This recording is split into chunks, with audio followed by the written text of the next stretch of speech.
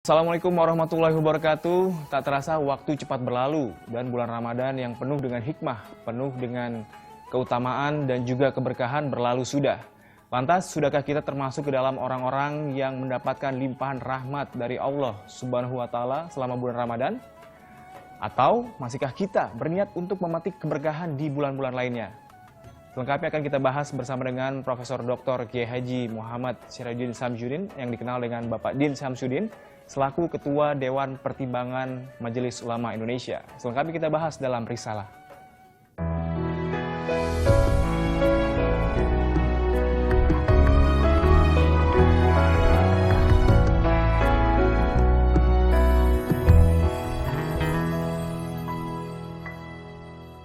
Assalamualaikum warahmatullahi wabarakatuh, Pak Din. Waalaikumsalam warahmatullahi wabarakatuh. Alhamdulillah sehat walafiat. Bulan suci Ramadan dan sudah berlalu. Suasana kesucian dan kemenangan. Alhamdulillah pada Idul Fitri kali ini. Ya, ini nggak terasa Pak Din, bulan suci Ramadan sudah berlalu. Bahkan saya sendiri masih merasa perasaan baru kemarin gitu bulan suci Ramadan. Sebenarnya apa yang membuat bulan suci Ramadan ini begitu berkesan gitu kepada setiap orang yang menjalankan? Bulan suci Ramadan boleh berlalu, tapi keberkahan tidak harus cepat berlalu. Mengapa? Karena Ramadan disediakan oleh Allah secara khusus sebagai bulan pelatihan yang di dalamnya penuh dengan keberkahan, penuh dengan keutamaan. Ada paket peribadatan sejak puasa, qiyamul lail, taraweh, zikir, iktikaf, sampai nanti kepada amal-amal sosial seperti zakat fitrah, zakat mal, infak dan sodako. Jadi sebuah bulan yang sangat padat berisi dengan keutamaan yang kemudian dijanjikan ganjaran yang berlebihan.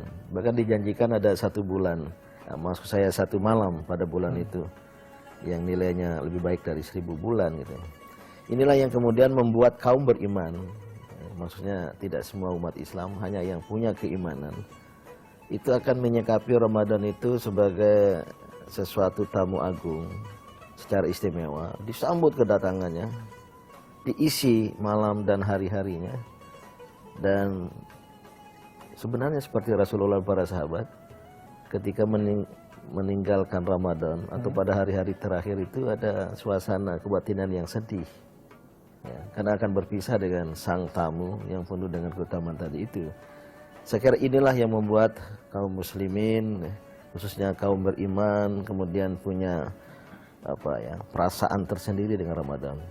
Maka sebenarnya dengan berlalunya Ramadan ya bukan sesuatu yang kemudian berlalu yang kita sambut atau kita lepas dengan penuh kegembiraan belaka. Kegembiraan ya karena kita berhasil menang ya, mengalahkan hawa nafsu, tetapi harus ada suasana kebatinan bahwa kita ini prihatin.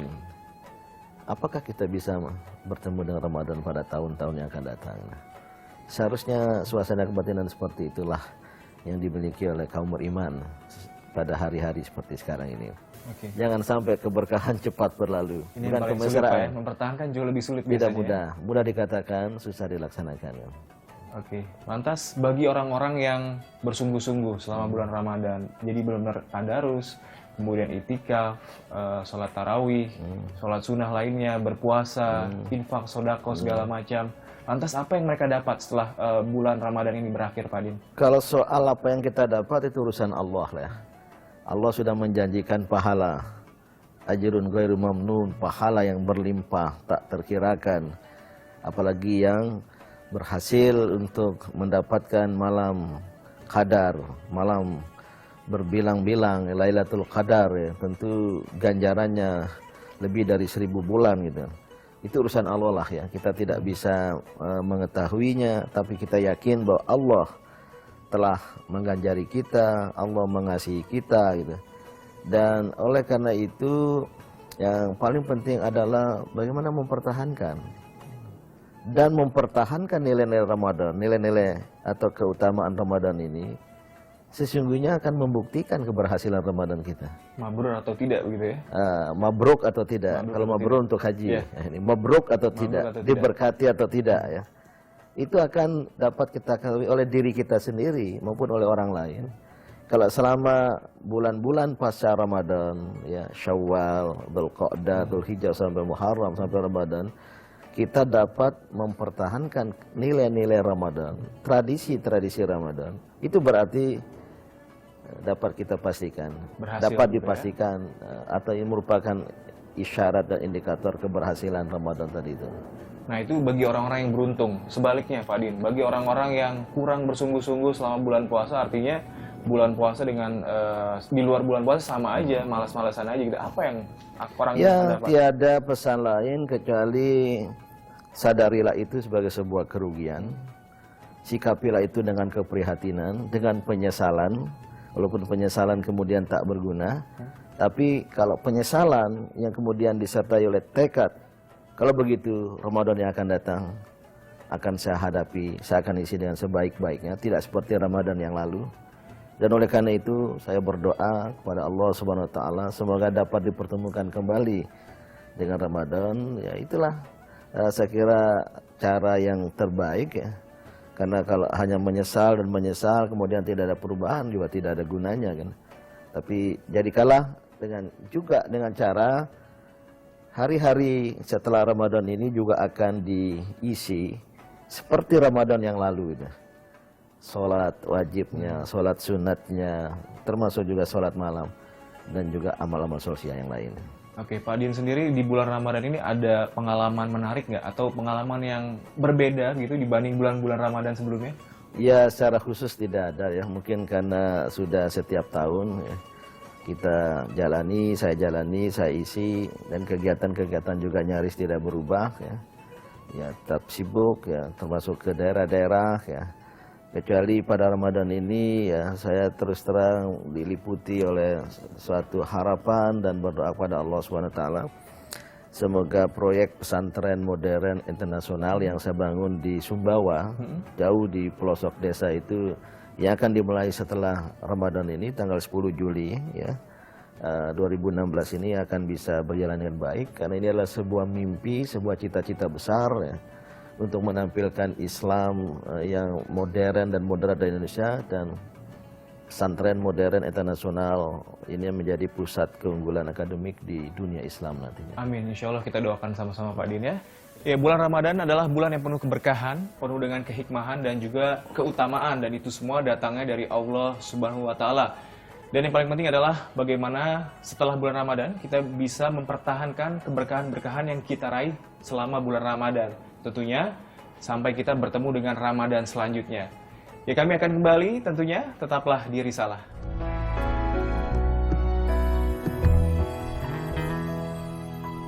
Ya, kembali di Risalah, masih bersama dengan Profesor Dr. Kiai Haji Din Syamsuddin selaku Ketua Dewan Pertimbangan Majelis Ulama Indonesia, dan kami di sini masih membahas mengenai keberkahan setelah bulan Ramadan.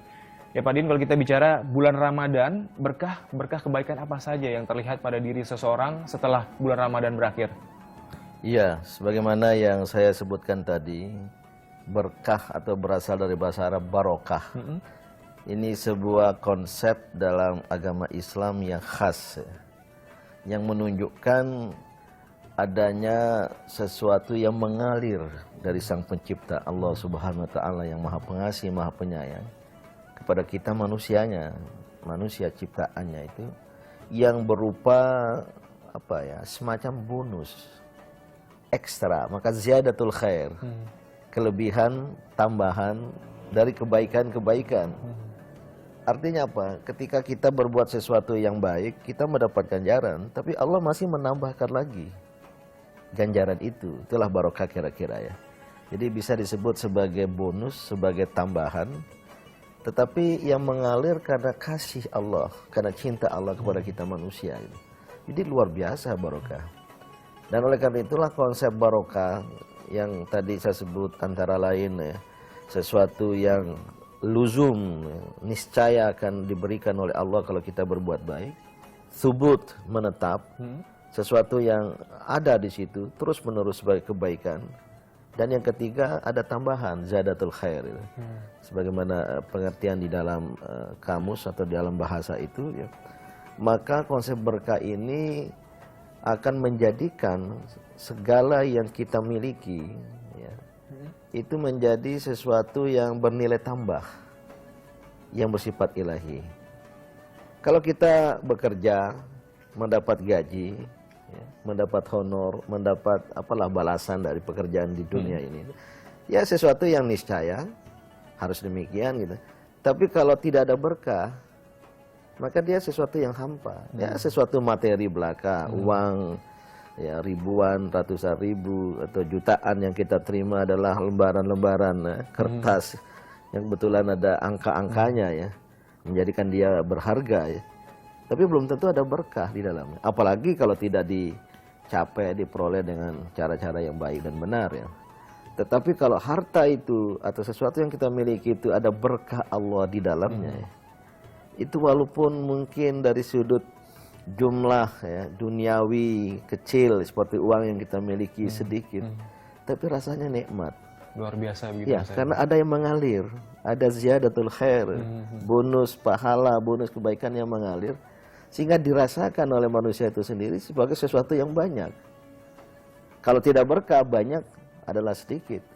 Tapi kalau berkah, sedikit adalah banyak. Nah, Ramadan yang lalu itu disediakan oleh Allah sebagai sumber-sumber keberkahan, begitu banyak pintu-pintu keberkahan ya.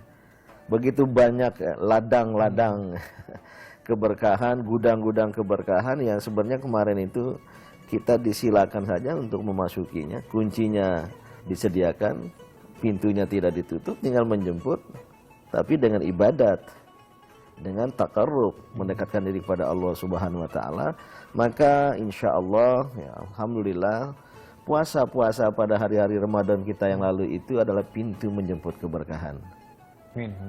Begitu pula qiyamul lail, salat tarawih yang kita lakukan, apalagi ditambah ya pada malam-malam terakhir Ramadan dengan qiyamul lail itu sebenarnya kita sudah memasuki pintu-pintu keberkahan. I'tikaf, tadarrus, tadabbur Al-Qur'an. Dan kemudian keberkahan itu kita bagi kepada sesama kan. Baik zakat fitrah, zakat mal, infak, sedekah, luar biasa kepedulian sosial ya, dari umat selama Ramadan. Ya itulah keberkahan yang kita peroleh, kemudian kita salurkan lagi, dan itu akan menambah keberkahan. Jadi matematika pahala itu tidak seperti matematika manusia ya. 2 kali 2 4. Pada dalam pandangan Allah itu bisa tak terkira ya. Dan ini yang harus kita cari. Keberkahan, sesuatu yang harus kita cari dalam hidup ini. Sebenarnya semudah itu Pak ya, tinggal meneruskan praktik di bulan-bulan Ramadan, di bulan-bulan selanjutnya. Seharusnya mudah karena sudah terlatih dan sudah terbiasa. Tapi tergantung niatnya itu, mau atau tidak begitu ya. Iya, persis. Oke, selanjutnya untuk bulan Ramadan ini kan bisa dibilang sebagai salah satu bulan yang diagungkan gitu, memiliki keutamaan dibandingkan bulan-bulan lainnya. Begitu juga dengan hari Jumat yang memiliki kefadolan tersendiri dibanding hari-hari lainnya. Nah, pertanyaan saya Pak Din, ada nggak bulan lainnya selain bulan Ramadan yang memiliki juga keutamaan yang tidak kalah dari bulan Ramadan? Ya, pada dasarnya hari, bulan, atau dimensi waktu itu sama saja. Dimensi waktu ya artinya baik pada tahun, bulan, minggu, hari, penggalan jam, bahkan detik, itu semuanya sesuatu yang diciptakan Allah untuk kita isi pada masa tertentu, ajal, ila ajali musamma, sampai ke tingkat tertentu, itulah kontrak kehidupan. Maka sebenarnya episode penggalan waktu itu sama berharga ya.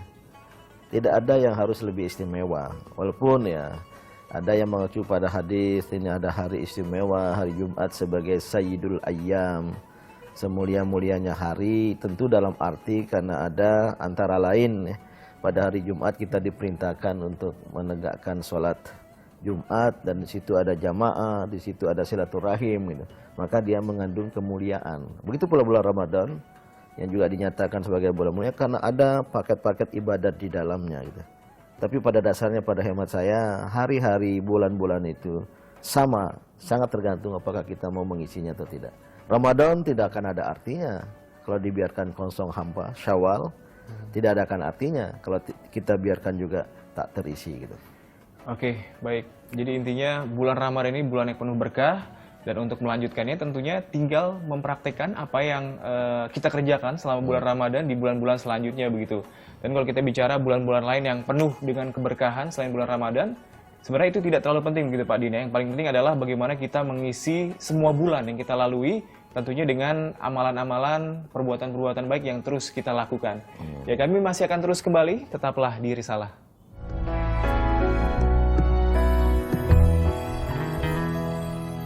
Ya terima kasih Anda masih bersama kami di Risalah, tentunya masih membahas mengenai keberkahan setelah bulan Ramadan. Ya Pak Din, setelah bulan Ramadan sendiri ada yang namanya bulan Syawal. Nah ingin saya tanyakan apa saja sih amalan-amalan atau sunah-sunah yang bisa kita lakukan selama bulan Syawal ini? Iya, ada sebuah kebetulan yang baik ya. Nama bulan, saya kira ini sudah intervensi Allah juga ya. Bulan-bulan dalam Islam dari kalangan bangsa Arab itu mengandung arti yang relevan ya. Seperti Ramadan itu kan apa ya? Ada yang mengartikannya pembakaran ya. Berarti membakar hawa nafsu, membakar semangat, kira-kira demikian itu Ramadan gitu. Kemudian Syawal mengandung arti pengembangan. Berarti kalau Ramadan dilanjutkan dengan Syawal ini adalah fase pengembangan. Bahwa apa yang kita raih pada bulan Ramadan itu bukan puncak. Apa yang kita raih pada Ramadan itu sesungguhnya hanyalah jalan. Dan ibadah dalam Islam itu lebih mengandung arti jalan daripada tujuan. Banyak kaum beriman yang keliru memahami ibadat, seolah-olah ibadat itu tujuan. Selesai sholat, salam ke kanan dan ke kiri bagaikan wassalam. Pulang dari menunaikan ibadah haji, seolah-olah sudah mabrur, padahal itu hanya awal, termasuk Ramadan. Maka lebaran itu bukan bubaran. Bukan kemudian kita selesai dan gembira ria, sudah selesai. Seolah-olah kita sudah mendapatkan deposito pahala yang banyak. Tidak. Ramadan itu hanya jalan dan Idul Fitri itu adalah awal. Yaitu kita harus menjelmakan nilai-nilai Ramadan pada masa pasca Ramadan. Maka Syawal ini pengembangan. Pengembangan baik dalam arti secara ya linear, secara tetap kita mengamalkan nilai-nilai dan tradisi Ramadan. Maupun secara agak sedikit dinamis mendaki, itu kita tingkatkan. Jadi bukan setelah Ramadan linear, lumayan lah ya. Tapi harus, apalagi menurun, tapi harus mendaki. Harusnya mendaki begitu ya. Syawal adalah pengembangan. Maka oleh karena itu ya, amalan-amalan pada Syawal dan seterusnya tiada lain adalah amalan-amalan Ramadan. Kita teruskan di dalam derajat yang lebih dinamis, yang lebih maju. Islam adalah agama yang mendorong kemajuan. Hari ini harus lebih baik dari hari kemarin. Hari akan datang harus lebih baik dari hari sekarang. Gitu. Nah oleh karena itu pada bulan Syawal ini ada berdasarkan hadis sebuah puasa sunat, ya, ajaran puasa sunat, ya, yaitu pada bulan Syawal, pada hari-hari Syawal, yang itu diafdolkan, diutamakan pada hari pertama, terutama hari kedua Syawal ya. Lebih mengandung pengertian agar kita jangan terjatuh ya, dalam melaksanakan tradisi Ramadan kemudian anjlok seperti makan ya, karena banyak makanan segala macam kemudian anjlok. Nah, ditradisikan, disunahkan untuk berpuasa sunat Syawal tadi itu. Ini tentu berat ya. Sudah diberi peluang untuk tidak berpuasa sehari ya. Sudah menaikkan hari kemenangan begitu. Disuruh lagi untuk berpuasa. Itu hanya orang-orang yang punya keimanan kuat akan mampu melaksanakan puasa sunat Syawal itu. Ada nggak sih Fadin ayat-ayat atau dalil-dalil yang secara khusus menjelaskan mengenai puasa Syawal ini? Ada, tentu bukan dari Al-Quran ya. Dari hadis yang memerintahkan Rasulullah SAW ya, yang bersabda dan beliau sendiri mempraktekkan. Jadi bukan hanya sunnah qauliyah ya. Sunnah qauliyah artinya ucapan, tapi lebih merupakan sunnah fi'liyah yang dipraktek oleh Rasulullah SAW sendiri. Maka derajatnya sangat-sangat kuat sekali. Tidak yang dikatakan, tapi yang dikerjakan oleh Rasulullah. Dan banyak kali digambarkan Rasulullah SAW berpuasa setelah hari Idul Fitri beberapa hari sampai 6 hari ke depan. Gitu. Oke, selain puasa Syawal yang Rasulullah sendiri mengerjakan, ada nggak kira-kira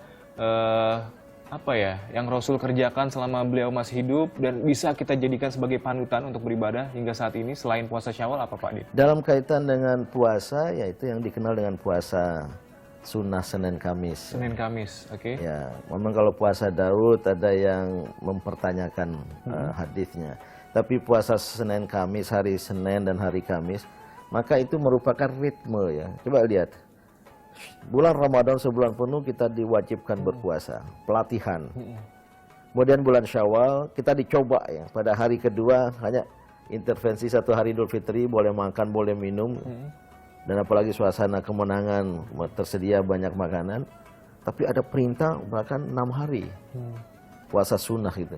Kalau itu kita berhasil, maka apa ya, kekuatan kita untuk berpuasa dalam arti imsak, menahan diri itu akan tersedia. Itu yang kemudian ditampilkan pada minggu-minggu berikutnya, ya cukup Senin dan Kamis. Nah, kalau amal berpuasa Senin Kamis sunnah dari Ramadan, Syawal, Senin Kamis ini dapat kita praktekkan, maka selama 7 hari seminggu kita punya 2 hari untuk bisa kemudian merenung ya, bertakarub pada Allah Subhanahu wa taala dan merasakan ya, kelaparan, kedahagaan sebagaimana pada bulan Ramadan. Oke, itu puasa Senin Kamis. Untuk puasa Nabi Daud saya tertarik juga ini, yang sehari puasa sehari enggak begitu Pak Din ya? Iya. Ini masih ada pertentangan dalam sisi apa nih? Ya, artinya ada yang mempersoalkan itu benarkah atau tidak hadisnya. Kadang ada yang memraktekkan dan saya membaca Rasulullah tidak melarangnya, tidak menghalanginya. Ya, walaupun Rasulullah sendiri saya meyakini tidak melaksanakannya dalam puasa Daud 1 hari tidak, tapi lebih banyak beliau berpuasa Senin Kamis. Lebih banyak berpuasa Senin Kamis. Nah, kaitannya dengan puasa mungkin Pak Din bisa sedikit memberikan tips nih kepada pemirsa di rumah. Seperti apa sih sebenarnya biar puasa kita ini kuat, kemudian bisa dari awal sampai akhir? Karena ada beberapa orang, sejumlah orang yang merasa berat dengan berpuasa karena mungkin tidak tahan lapar dan lain-lain begitu Pak Din. Ya, sebenarnya sudah berlalu ya penjelasannya. Seharusnya pada Ramadan lalu, tapi karena ada momentum untuk puasa Senin Kamis, ya, sebenarnya kalau tergantung niat. Tergantung niat, itu yang nomor 1 ya. Kalau tidak ada niat, saya kira jangankan 12-13 jam ya. 1-2 jam aja sudah kita lapar. Tapi kalau niat, bahkan tanpa makan sahur itu penuh barokah sesungguhnya ya. Jadi sebenarnya dianjurkan untuk makan sahur, bukan makannya yang banyak, tapi bangun untuk sahurnya. Dan itu juga berat bagi orang yang sedang terlelap tidur gitu ya. Nah, kalau niat dan kemudahan itu sangat tergantung niat kita. Maka beribadat, perbuatan-perbuatan yang baik itu mulailah dengan niat. Innamal a'malu binniyat. Sesungguhnya perbuatan sangat tergantung niat. Sehingga laksanakanlah, mengalir, dan insya Allah kita akan sampai di akhir dari ibadat itu. Oke, baik.